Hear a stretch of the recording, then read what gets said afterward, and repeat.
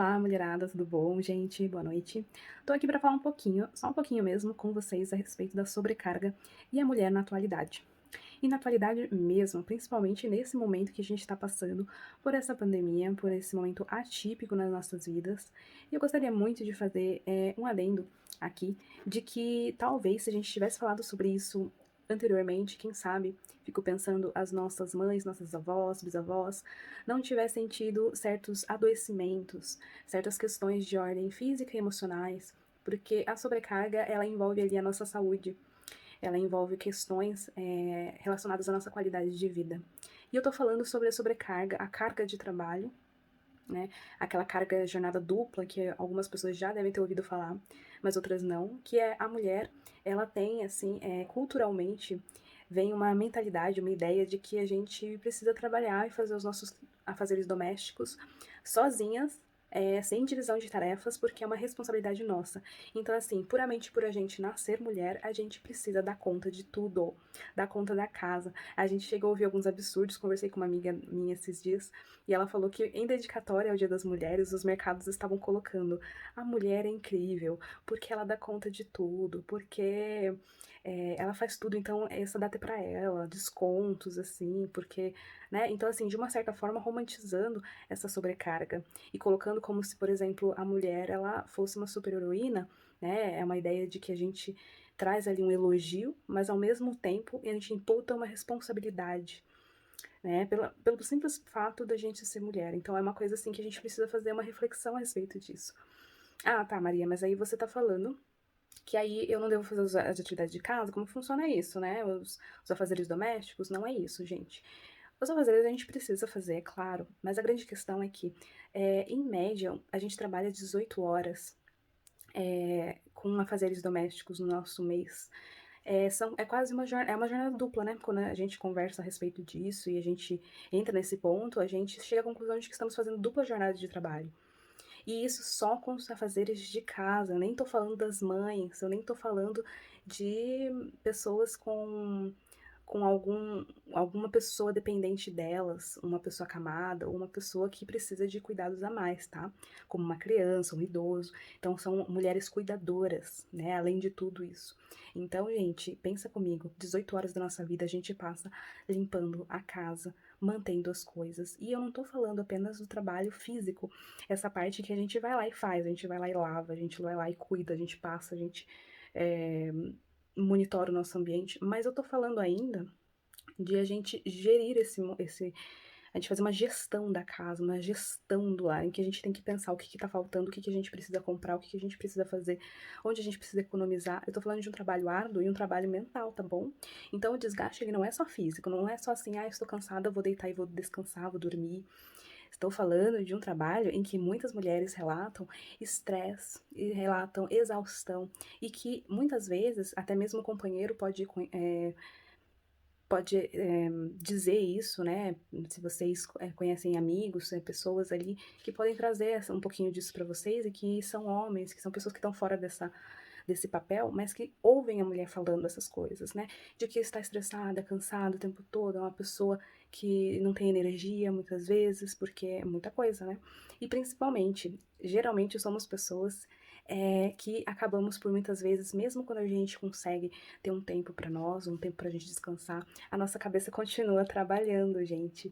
E isso pode acarretar em vários transtornos de ordem emocional, de ordem mental pra gente, como por exemplo a ansiedade, angústias, né, sofrimentos ali, preocupações excessivas, o próprio estresse, né? Quando a gente é colocado numa situação em que isso vai se tornando crônico, a gente pode se tornar pessoas amargas, pessoas difíceis de lidar, pessoas com uma instabilidade de humor e várias coisas aí que não fazem bem para as nossas relações, não fazem bem para nossa qualidade de vida.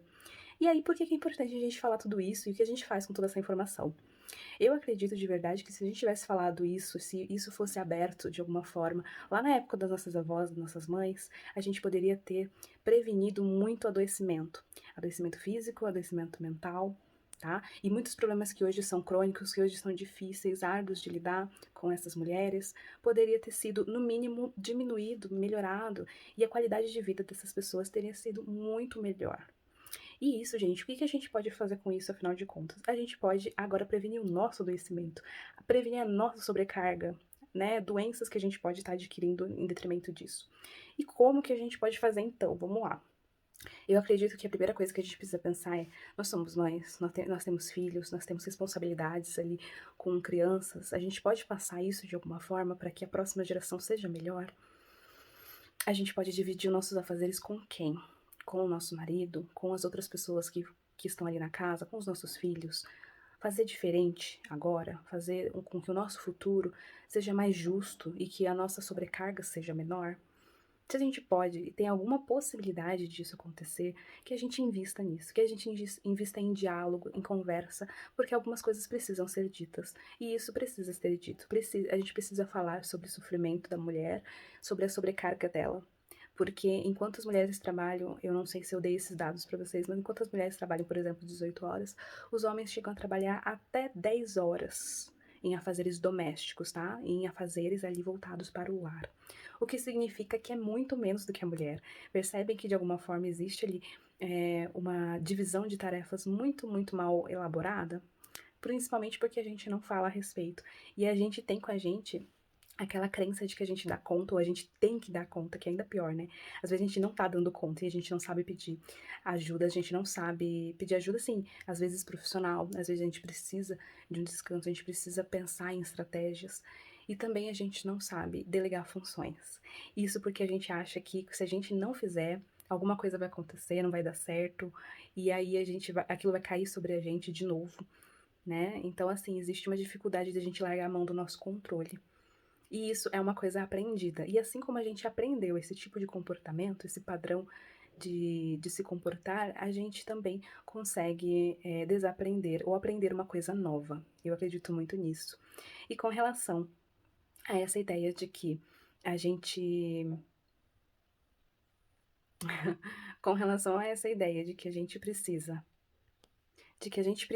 estar no lar, fazendo as coisas, trabalhando, que a gente não pode largar essas atividades, a gente deixa de ocupar diversos outros locais na nossa vida, a gente deixa de ocupar certos espaços, então, como espaços mesmo de lazer, espaços de conhecimento. Então, uma mulher que muitas vezes acredita que ela precisa dar conta do lar, ela às vezes vai acreditar, né, no seu desenvolvimento ao longo da sua vida, vai acreditar que não tem como ela estudar, porque como que eu vou estudar?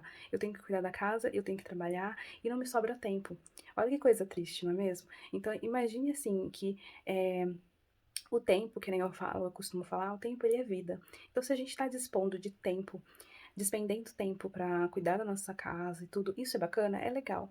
Só que, né, se a gente está fazendo isso e outras pessoas estão conseguindo fazer, né, estudar, ter sua realização da sua vida, por que que a gente está deixando vocês conseguem entender esse meu ponto, esse meu pensamento, de que se alguém consegue se realizar e tudo, principalmente os homens, que não têm essa obrigação, culturalmente eles não são educados para despender ali o seu tempo, a sua vida em afazeres domésticos. Vocês percebem como pode ser injusto e a gente pode muitas vezes não conseguir ter realização pessoal, porque a realização profissional, pessoal, enfim, ela depende de que a gente corra atrás, sim, com certeza.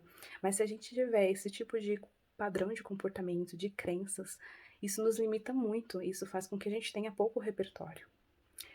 Bom, eu acho que esse vídeo já tá ficando muito longo, e eu acho que o que eu posso trazer para vocês é: a gente pode começar falando a respeito, a gente pode começar tentando delegar funções, tentando propor ali que não fique apenas pra gente a gestão do nosso lar, do ambiente em que a gente vive, porque a gente vive ali, mas a gente tem muito mais o que fazer, a gente tem muito mais o que viver e experienciar, e o nosso tempo pode ser muito mais bem administrado se a gente tiver essa divisão justa, simplesmente isso, justa, né? Não precisa ser 100% igual, né? 100% ali, não precisa, mas precisa ser no mínimo justo, que a gente não esteja perdendo oportunidades por conta desse tipo de imposição social, cultural, enfim, certo? Essa é a reflexão que eu quero estar trazendo para vocês. E que a gente possa, assim, juntas, refletir, mudar, enquanto há tempo da gente mudar essa realidade e construir um futuro melhor, um futuro mais próspero para nós. Eu fico por aqui e até logo.